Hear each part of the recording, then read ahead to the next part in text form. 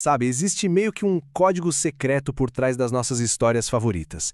É um padrão, sabe? Uma coisa que conecta os mitos mais antigos com os maiores blockbusters de Hollywood. A gente vai tentar decifrar isso junto, usando um guia que é um verdadeiro clássico para quem conta histórias. Pois é, por que será que algumas histórias simplesmente não envelhecem? Pensa só em Guerra nas Estrelas ou O Rei Leão. O que faz com que contos como esses mexam tanto com a gente, geração após geração? Existe uma estrutura escondida por trás disso, e é isso que a gente vai explorar agora. Então, o nosso roteiro hoje é o seguinte: a gente começa com o código atemporal da história, depois conhece o cartógrafo Christopher Vogler, aí a gente vai mapear a jornada do herói, entender os arquétipos essenciais, ver que isso é uma forma e não uma fórmula, e por fim, a gente vai ver como essa jornada tem tudo a ver com a nossa própria vida. Bom, vamos lá para o nosso primeiro ponto. A base de tudo isso é o reconhecimento de um padrão, quase um DNA, um código atemporal que está presente em todas as grandes histórias. E esse código foi detalhado nesse livro aqui. Ele basicamente traduziu a estrutura dos mitos para a linguagem dos roteiristas de hoje. E olha, o livro não só fez sucesso, ele tomou Hollywood de assalto. Virou a ferramenta essencial para criar aqueles enredos e personagens que a gente adora. E não é exagero, não. A rapidez com que essa obra virou leitura obrigatória em Hollywood foi impressionante. Virou, como diz a situação, a Bíblia do roteirista, um verdadeiro mapa para quem trabalha com histórias. E o coração de tudo isso é uma ideia bem simples, mas poderosa. A maioria das grandes histórias segue um padrão, o padrão da jornada do herói. E o mais importante de entender é que isso não foi inventado, foi observado. É uma estrutura que simplesmente aparece, sabe? Em mitos, sonhos, filmes. É como se ela brotasse das camadas mais profundas da nossa mente. Ok, então quem foi o cara que pegou essas ideias tão antigas e transformou num guia prático para todo mundo usar? Esse é o Christopher Vogler. E o interessante é que ele não era um professor, um acadêmico, ele era um cara da indústria.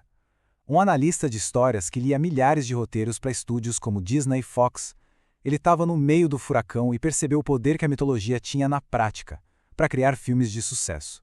Ele pegou conceitos super complexos e transformou em ferramentas que qualquer um podia usar. Certo, agora vamos abrir essa mata. A jornada é dividida em 12 estágios principais. São eles que formam todo o ciclo de transformação do herói. Dá para ver bem aqui que a jornada é um ciclo completo. Começa lá no mundo comum, no dia a dia do herói, e termina com o retorno com um elixir. E esse elixir pode ser qualquer coisa, um prêmio, uma sabedoria, algo que muda o mundo dele para sempre. Cada um desses 12 pontos é uma etapa-chave nessa grande transformação. E para facilitar, a gente pode agrupar esses 12 estágios nos 3 atos clássicos do roteiro. O ato 1 é a partida. O herói sai do seu mundo comum depois de um chamado para a aventura. O ato 2 é a iniciação.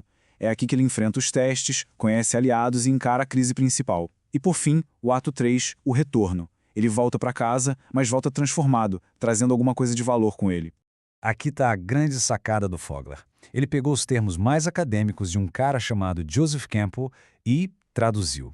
Tornou tudo mais prático. Por exemplo, o que o Campbell chamava de ajuda sobrenatural, o Vogler chama de encontro com o mentor. Faz todo sentido, né? É um conceito que um roteirista pode usar na hora. Beleza, mas uma jornada precisa de personagens, certo? E nesse modelo, eles são chamados de arquetipos. E aqui temos os principais: herói, mentor, guardião do limiar, arauto, camaleão, sombra, pícaro. Mas o mais legal é que eles não são caixinhas fechadas. Pensa neles mais como funções ou máscaras que os personagens usam em certos momentos para fazer a história andar. É por isso que um mesmo personagem pode ser várias coisas. Um anti-herói, por exemplo, pode acabar virando um mentor lá na frente. Agora, um ponto super importante, talvez o mais importante de todos, isso não é uma fórmula de bolo. Não é para seguir à risca. É uma forma, e uma forma bem flexível.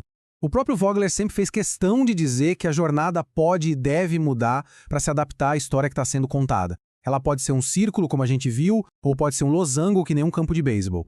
A forma se ajusta à história.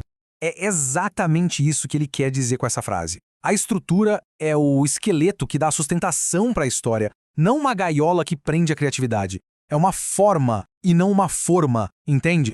Um bom contador de histórias conhece as regras justamente para saber a hora certa de quebrá-las.